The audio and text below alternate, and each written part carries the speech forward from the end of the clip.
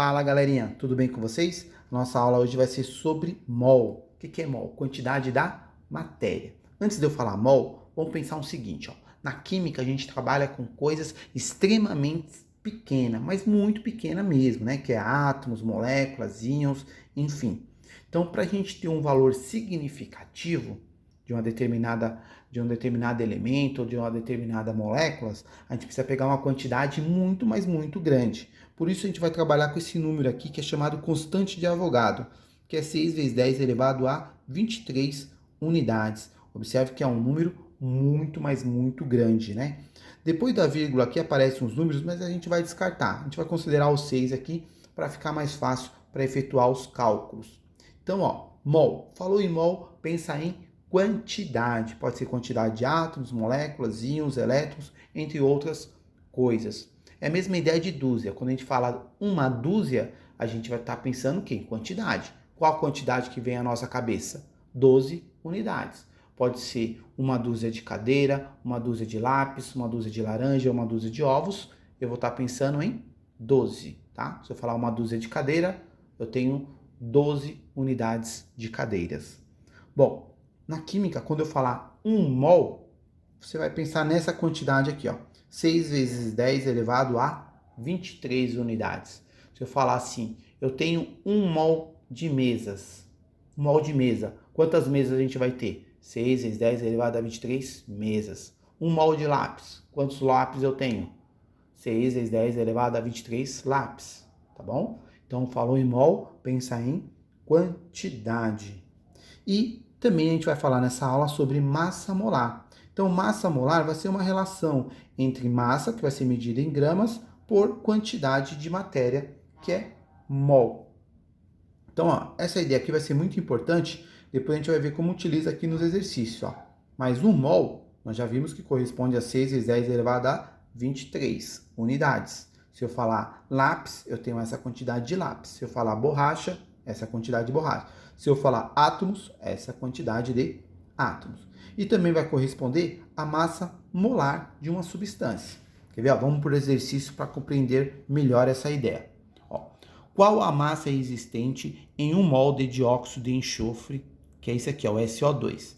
Toda vez que no exercício estiver falando massa e mol, você vai ter que descobrir a massa molar desse composto aqui. Como é que eu efetuo a massa molar?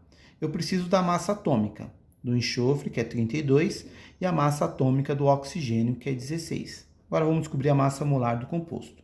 Então, esse composto é formado por enxofre e oxigênio. Eu sei que a massa do enxofre é 32. Um átomo de enxofre corresponde a isso. Como não tem nada aqui na frente, é 1. Então, para formar essa substância, eu só tenho um enxofre. Então, vou multiplicar por 1, que vai dar 32. Agora, iremos para o oxigênio. A massa do oxigênio é 16. Esse é o valor de um átomo. Para formar esse composto, ó, nós utilizamos quantos oxigênios? 2. Então, iremos multiplicar por 2, que vai dar 32. Então, a massa molar desse composto é o quê? É a massa do enxofre mais a massa do oxigênio, que a gente já descobriu aqui, ó.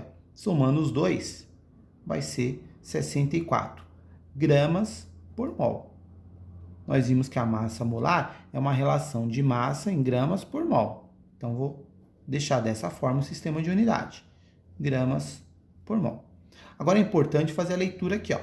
Quando você descobre a massa molar, você está achando a massa que corresponde em 1 mol da substância.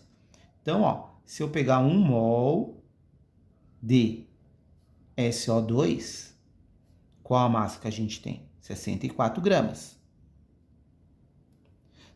Só que eu quero o que no problema? Eu quero a quantidade de massa, ó, não sei, a gente vai descobrir, em 2 mols.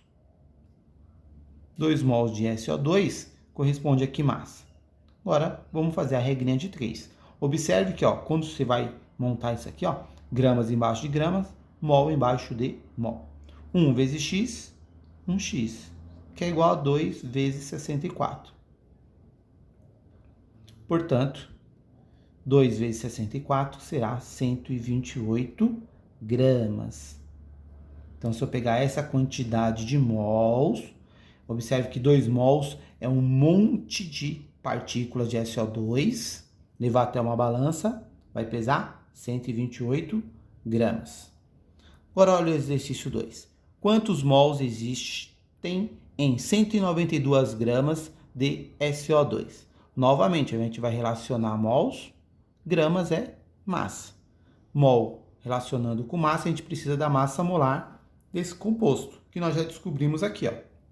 Então, eu sei que 1 mol de SO2 corresponde a 64 gramas. Agora, a gente quer o inverso, ó, a quantidade de mols desse composto em 192 gramas. Vamos fazer a regra de 3. X vezes 64 será 64x, que é igual a 1 vezes 192. Portanto, ó, o que nós teremos? X é igual a 1 vezes 192, será 192. Passo 64 dividindo. Portanto, isso aqui, 192 dividido por 64, será 3 mols. Então, se eu pegar 3 mols dessa substância, corresponde a 192 gramas. Agora, olha o exercício 3. Quantas moléculas existem em 2 mols de SO2? Agora, quando se fala em moléculas, a gente está pensando o quê? Na quantidade de partículas de SO2. O que eu sei? Que 1 mol de qualquer coisa corresponde a 6 vezes 10 elevado a 23 unidades. Se eu falar, lembrando, ó, uma dúzia de laranja, 12. Se for uma dúzia de lápis, 12. 1 mol de qualquer coisa, 6 vezes 10 é 23. Se for 1 mol de lápis, eu tenho essa quantidade de lápis. Como é quantidade de moléculas, 1 mol disso aqui corresponde a esse número de moléculas. Então, aqui eu quero saber a quantidade de partículas aqui, de moléculas que existem em 2 mols. Então, 2 mols, eu terei quantas moléculas? Em 2 mols, ó, mol embaixo de mol. Quantas moléculas eu vou ter? Quantas partículas? Vamos descobrir. 1 vezes x, 1x, que é igual a 2 vezes esse valor, que é o 6 vezes 10 elevado a 23. Esquece a potência, ó, multiplica só isso aqui, ó. X é igual a 2 vezes 6, 12, vezes 10 elevado a 23. Ó, vou diminuir esse 12 em uma unidade. Se eu for diminuir aqui, você aumenta aqui, ó. Então, vai ficar 10 elevado a 24. Diminuir apenas uma unidade. Se fosse, por exemplo, 128 vezes 10 elevado a 23. Se eu fosse diminuir em 2 unidades agora, ó, 1, 2, colocar vírgula aqui, como ficaria a minha potência, ó? 25. Diminui aqui o número, aumenta aqui, tá bom? Bom, 4. Quantos mols existem em 18 vezes 10 elevado a 23 moléculas de SO2? Novamente, agora eu estou relacionando mol com quantidade, ó. Mol com quantidade é só fazer isso aqui, ó. Mol, eu tenho quantas partículas de SO2? 6 vezes 10 elevado a 23. Essas partículas de SO2 a gente chama de moléculas. Agora eu quero a quantidade de mols existente nessa quantidade de moléculas. 18 vezes 10 elevado a 23. Vamos efetuar o cálculo agora, ó. X vezes esse valor, multiplica sempre em cruz. Eu gosto de começar sempre pelo x. Então, vai ficar 6 vezes 10 elevado a 23 vezes o x. Põe o sinal de igual, multiplica o outro lado. 1 vezes 18 vezes 10 elevado a 23. Tá multiplicando, vai para o outro lado, dividindo. Vou fazer esse cálculo primeiro. Sempre esquece a potência. 1 vezes 18 será 18 vezes 10 elevado a 23. E passa esse dividindo. Esquece a potência, ó. Divide essa parte primeiro. Aqui vai ficar o quê?